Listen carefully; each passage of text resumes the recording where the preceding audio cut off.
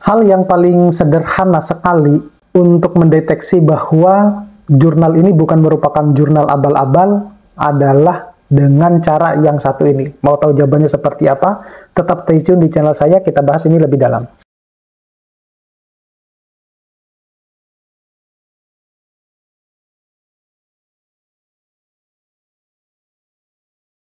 Assalamualaikum warahmatullahi wabarakatuh. Kembali lagi dengan saya di channel saya. Nah, kali ini saya mau sedikit sharing terkait dengan bagaimana caranya kita menghindari beberapa mungkin tips untuk menghindari jurnal predator ya. Jadi yang saya kasih di dalam video ini adalah tips sederhana, satu hal yang paling mudah yang mungkin bisa dilakukan oleh semua dosen untuk mendeteksi bahwa apakah jurnal tersebut ini adalah jurnal predator atau tidak ya. Tentunya Bapak Ibu tidak ingin dong hasil penelitiannya kemudian yang sudah ditulis dalam bentuk artikel ilmiah yang siap dipublikasikan kemudian tidak mau dipublikasikan atau tidak ingin jurnalnya itu publish di jurnal yang predator. Nah, oleh karena itu melalui video ini saya akan sedikit sharing terkait dengan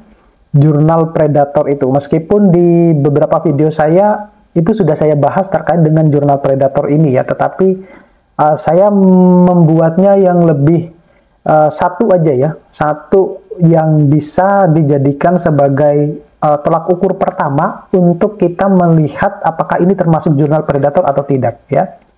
Jadi jurnal predator itu merupakan jurnal yang menipu ataupun menjebak peneliti dalam proses penerbitan publikasi palsu. Sederhananya disebut dengan jurnal palsu atau yang lebih banyak dikenal di Indonesia adalah jurnal abal-abal.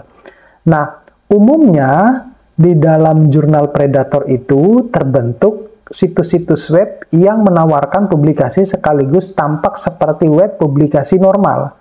Tetapi terbitan jurnal predator ini akan mematok biaya yang beragam ya untuk menambah pundi-pundi keuntungan mereka tentunya.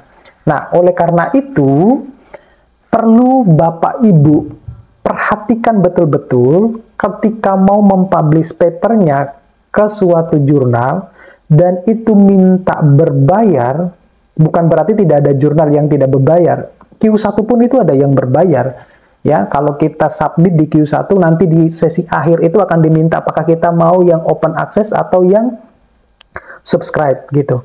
Nah, tetapi jurnal-jurnal yang lain itu banyak juga yang menawarkan pembayaran ya, kita bayar. Jadi publish itu harus bayar sekian. Nah, itu harus patut dicurigai, itu hal pertama dulu.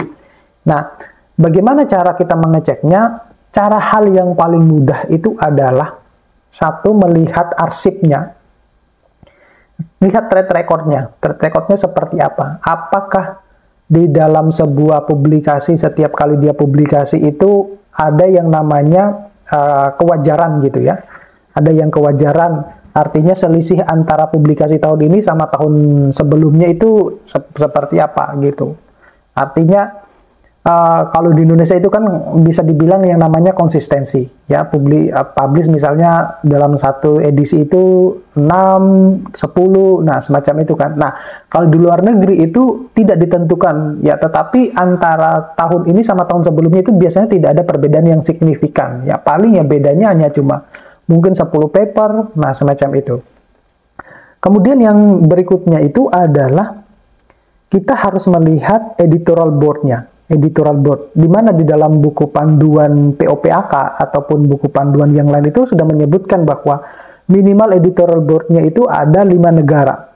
Nah, ketika misalnya kita sudah lihat editorial board-nya kemudian lebih dari 5 negara, nah itu kita harus men-search ya setiap editor board-nya itu ya, apakah benar-benar dia misalnya dosen di sebuah universitas ini. Nah, itu yang kita harus cek betul-betul gitu.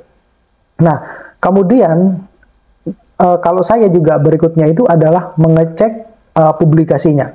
Jadi saya download beberapa publikasi, saya baca gitu ya.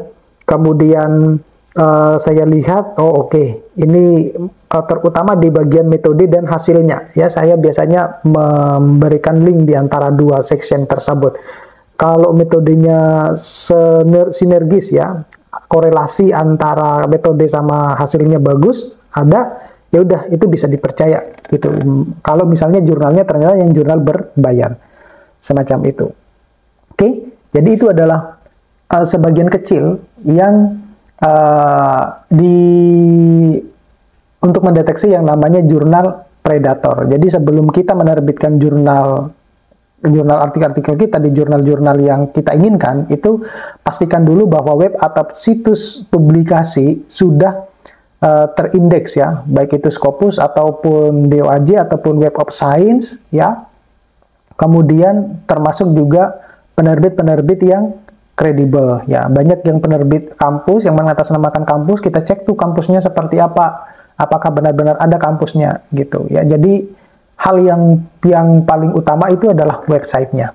Oke, terima kasih. Sampai ketemu pada video-video berikutnya. Assalamualaikum warahmatullahi wabarakatuh.